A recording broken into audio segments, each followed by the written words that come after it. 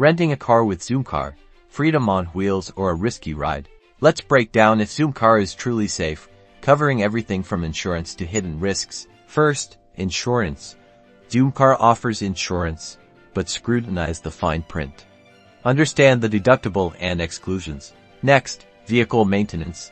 Do a thorough inspection. Check tires, lights, and brakes. Document any pre-existing damage. Now, let's talk reviews. Dive into user feedback on independent platforms. Look for patterns regarding vehicle conditions and customer service. Security measures. Use a strong password, enable two-factor authentication, and be cautious of phishing attempts. Finally, potential risks. Be extra cautious, especially in unfamiliar areas. Report any accidents or damages immediately. So, is Zoomcar safe? It can be, with awareness, careful planning, and understanding the terms. Happy and safe driving.